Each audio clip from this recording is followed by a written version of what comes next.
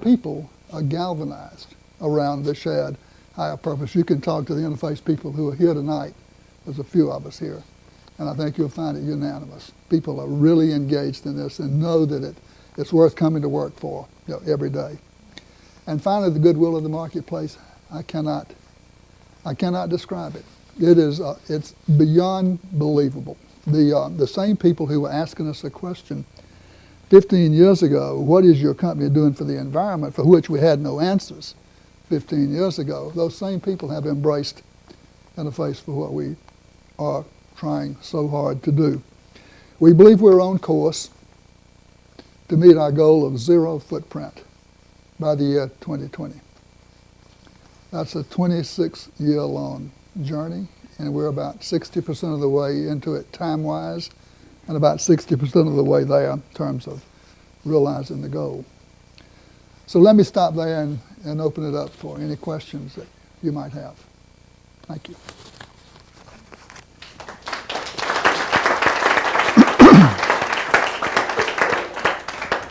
Yes? What was it like for you when you had that first aha moment?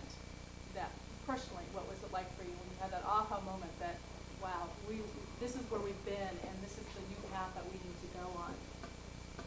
Yeah, I've described it many times as a spear in the chest, thunk, and it's still there.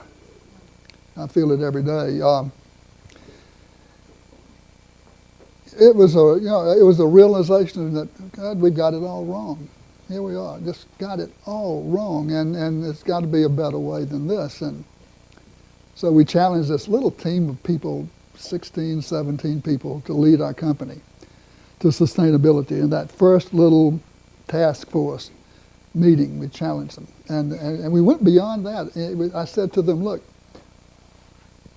let's make our company a restorative company. Now, I learned that from Hawking, reading his book. I didn't know what the hell I was talking about.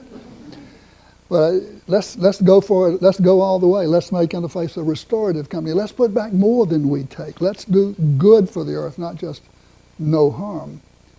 Well, the little group met for two days there, and at the end of the 2 days, we came back together, and they were sort of reporting back, and they said, look, we think we understand sustainability and how we can begin to move in that direction. And by the way, this was 1994, and we think we can be there by the year 2000. Oh, God. Boy, did they miss that. But they said, this thing called restorative, that sounds to us like perpetual motion. How you do that? And we actually talked about it, and we came to the conclusion that if we could get a very clear definition, perception of what sustainability is for Interface, our company, the way we operate today, what must we do to transform that to a sustainable company, have a very clear picture of what that is, what that looks like, and could begin to move in a credible, demonstrable, transparent way toward that goal, something else just might happen. We might influence somebody else to do the same thing, begin to move towards that. And that's how you become restorative, not just through what you do, but also what you influence others to do. So the power of influence, almost from day one, was very apparent. And though we're only, 60% of the way there, maybe 61 or 2, but I would say already Interface is a restorative company by that definition of not just what you do, but what you influence others to do as well. And that feels good.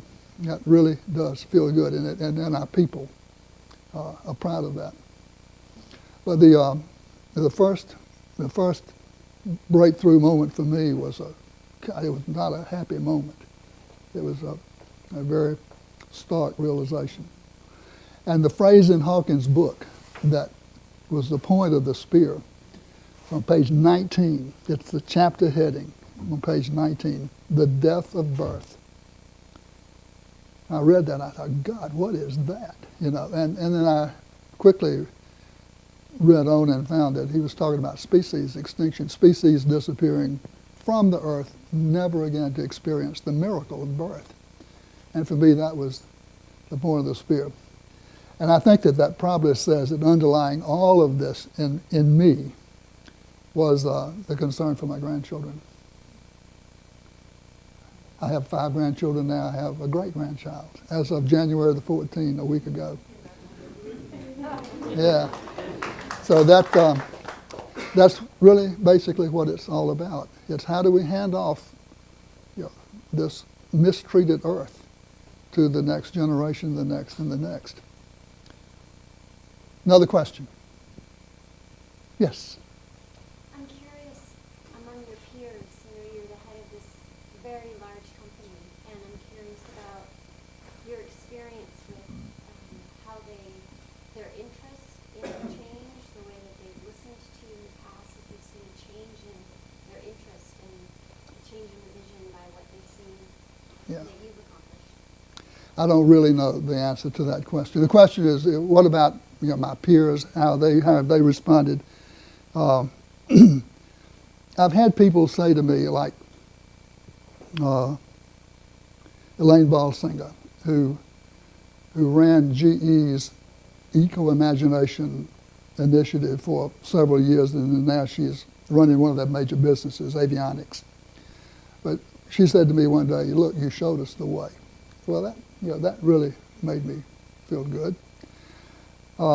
When the CEO at Walmart decided he wanted to launch sustainability at Walmart, the number 2 person there, Mike Duke, and I know each other from Georgia Tech, our school. And he called me up and he said, "Look, could you come out here? We want to do this. We don't quite know how to do it. Could you come and help us?" So I got on an airplane. I flew to Bentonville, Arkansas, and my back hasn't recovered yet from from that little puddle jumper. But I got there, and I've had a small role, really, in the launch of that. Subsequently, Mike himself led a team of people to interface, visited a factory, and we learned later that their objective was to see, is this really possible? Can we ask our suppliers to do this? So coming and seeing a factory that was into it, well into it, it gave them the encouragement to press on.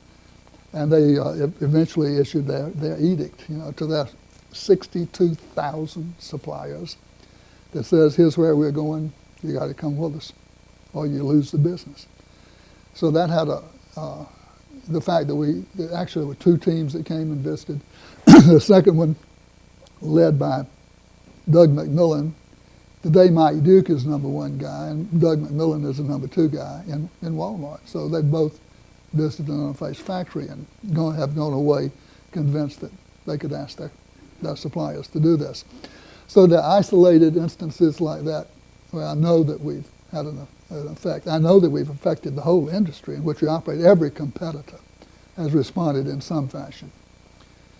Mine's greener than yours, typically, But it's hard to know. I do have a sense, though, that if you look at the whole industrial system, all the companies that make it up, that comprise it, that there's a sort of a normal distribution among those, okay?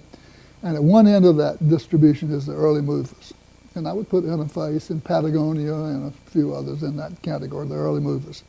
At the other end is the never movers.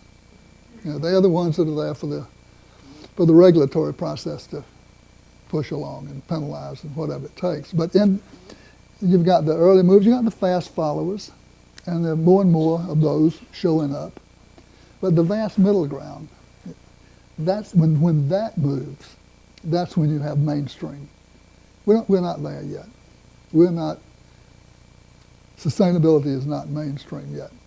In corporate America, for sure, and I would say it's almost equally true in corporate world.